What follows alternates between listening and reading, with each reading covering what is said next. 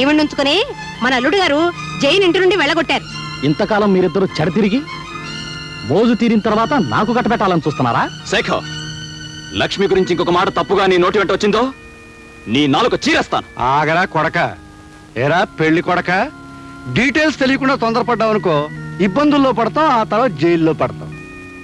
లక్ష్మికి ముందు వెనకలు ఎవరూ లేరు కదా అని ఏం చేసినా పర్వాలేదనుకుని సరదాగా ప్రేమించి సరదాగా ద్రోహం చేసి సరదాగా పెళ్లిపేటలెక్కో సరదాగా పెళ్లి చేసుకోవడానికి నీ సైడ్ ఓకే. కానీ లక్ష్మి నువ్వు అనుకున్నట్టు అనాథ కాదు. ఆమె కొండంత తండ్రి ఉన్నాడు. ఈ పెళ్లి పందిట్లోనే ఉన్నాడు, నీ ముందే ఉన్నాడు. ఎవరో కనిపారేసిన ఈ పాపిష్టిదాన్ని మావాడికి కట్టబెట్టాలని చూస్తున్నారేమో. వియంకుల వారని ఊరుకున్నాను, మెడపెట్టి గెంటేయాల్సి వస్తుంది. నాన్న, ఇంత అవమానం జరిగిన తర్వాత ఇంకా ఆగుతారే? లక్ష్మి తండ్రి ఎవరో వీళ్ళందరికీ తెలిసేట్టు చెప్పండి. చెప్పే టైం వచ్చిందిరా. రే రాయ్, ఇలా రా. జానకమ్మకు చేసిన ద్రోహం నువ్వు చెప్తావా, నన్ను చెప్పమన్నావా? అయ్య బాబు, ఏమిట్రా ఏమిట్రా నువ్వు అనేది? ఇంతకాలం నీకు ఒక్కరే కూతురు అనుకుంటున్నావు కదూ? కాదు, నీకు ఇద్దరు కూతురు. ఈ లక్ష్మి రాయపురాజు కూతురు. ఏమిటి, నా భర్తకు మరో కూతురా? నేను నమ్మను. నువ్వు నమ్మనంత మాత్రాన్ని నిజాలు మారవమ్మా. ఇది నిజం, ముమ్మాటికి నిజం. మీ గురించి ఈ ప్రపంచానికే తెలుసు. మీ పాపాన్ని నా భర్త గంటగట్టాలని చూస్తున్నారా? మీ అందరికీ తెలిసిన నా పాపాల పరంపరలో మరో పాపం చేరిన తప్పు లేదనుకుని ఇన్నేళ్లు ఈ అపకీర్తిని భరిస్తూ వచ్చానమ్మా. నా కన్న కొడుకు, భార్య, చుట్టుపక్కల ప్రపంచం నన్ను చిన్న చూపు చూస్తున్నా అలవాటైన చిరునవ్వుని, అలవాటు చేసుకున్న అబద్ధాన్ని ఈ అమ్మాయి ఒక్క విషయంలోనే నటిస్తూ వచ్చాను. వాడు అనుకోకుండా చేసిన తప్పుని నేను తెలిసి కప్పిపుచ్చాలని ప్రయత్నించాను. కానీ వాళ్ళ లక్ష్మికి ద్రోహం జరుగుతుంటే సహించలేకపోయాను. ఆ అమ్మాయికి న్యాయమో అన్యాయమో ఈ పెళ్లి పందిట్లో ఇక్కడే జరగాలి. నేను నమ్మను. ఏమండి, మీకు ఈ లక్ష్మికి ఏ సంబంధం లేదని చెప్పండి. ఆయన చెప్పిందంత అబద్ధం అని చెప్పండి. కాదు, ఈ లక్ష్మి జానకన్న బిడ్డ అయితే లక్ష్మికి తండ్రిని నేను.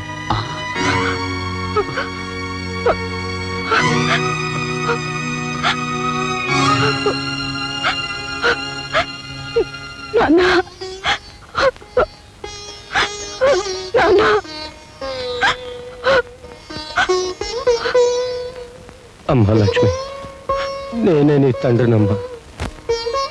నీ జన్మకు బాధ్యుండే, నీ జీవితానికి బాధ్యత వహించే ధైర్యం లేక పారిపోయిన పిరికివాణ్ణమ్మా. నన్ను క్షమించు. అదే క్షమించినా నేను మాత్రం మిమ్మల్ని క్షమించను. అందుకేనే నిన్ను క్షమించమని అడగలేదు. ఈ మోసం మొత్తానికి కారణం నువ్వు. ప్రతి క్షణం సూత్రాలని, అనుమానాలని నన్ను వేధించుకు తినే నీ నుంచి దూరంగా పారిపోవడం కోసమే జానకి దగ్గరయ్యా. జానకి గర్భవతిని తెలిసి కూడా నీకు భయపడే వీడి సహాయం కోరాను. వీడికి నేను చేసిన సహాయం ఒక ఆడదాన్ని మోసం చేయడం. అన్నపూర్ణ, 1952, 53, 54లో ఒక ఆడదాన్ని మోసం చేశాను చెప్పానే, అది ఇదే.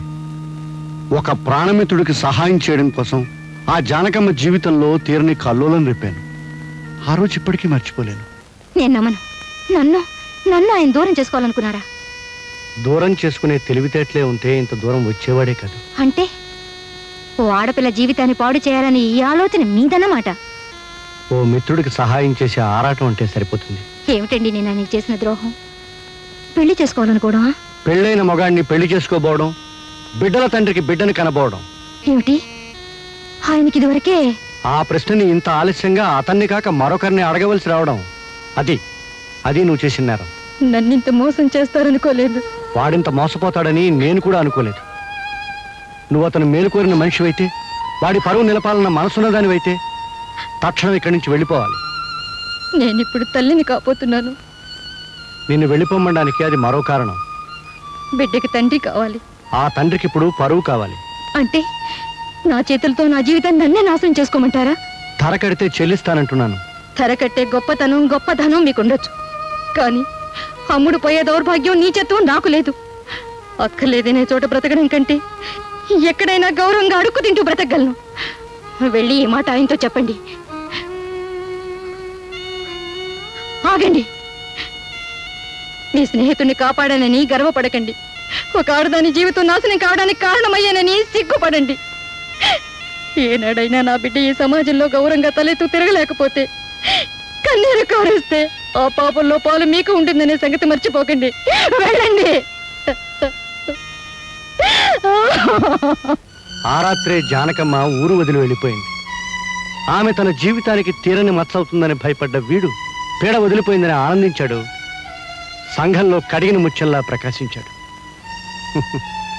కానీ ఆ జానకమ్మ ధైర్యంగా సంఘాన్ని ఎదిరించి నిలబడింది.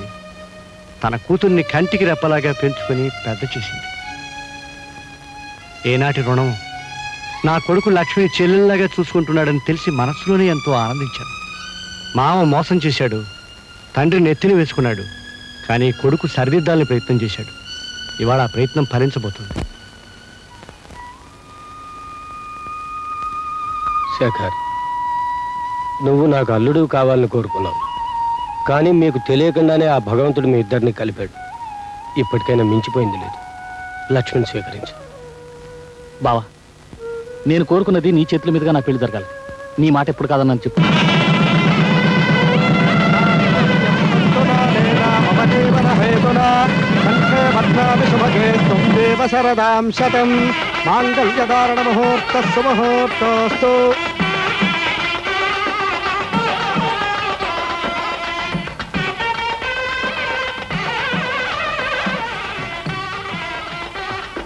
లక్ష్మి, నీ జీవితం ఒడ్డుకు చేరే వరకు నీకంటగా ఉంటానన్నాను. అయిపోయింది. నా బాధ్యత తీరిపోయింది. ఆనందంగా 100 ఏళ్ళు వర్ధిల్లు.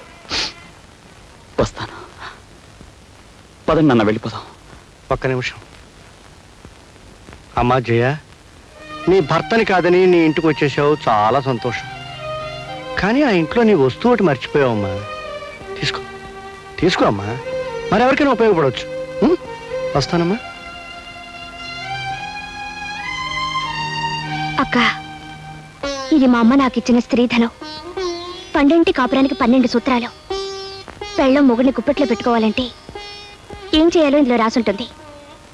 సూత్రాలను పాటించే మా అమ్మ మా నాన్న ఇల్లు దాటిపోయేటి చేసింది. నన్ను మా ఆయనకు దూరం చేసింది.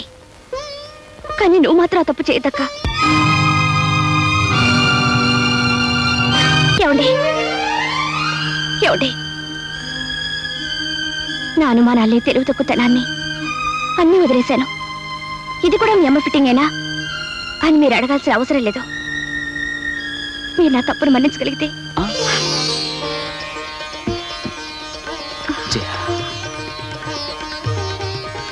జయ, పెళ్ళైన తర్వాత మనం హనీమూన్కి వెళ్ళలేదు కదా. ఇప్పుడే వెళ్ళిపోతే ఎలా ఉంటుంది? బాగుంటుంది. అలాగే తిరుపతి కూడా వెళ్దాం. నేనే కొండ మీదకి సామాను మోసుకొస్తానులే. 1952, 53, 54లో మర్యాద మర్యాద నీ బాబుని పక్కన ఉన్నాను రా. 1952, 53, 54లో నాకు మీ అమ్మకి మధ్య డీటెయిల్స్ మిస్ అయ్యి హనీమూన్కి వెళ్ళడం ఆలస్యమైంది. మీరు మాత్రం డీటెయిల్స్ మిస్ అవ్వద్దు. చలో హనీమూన్.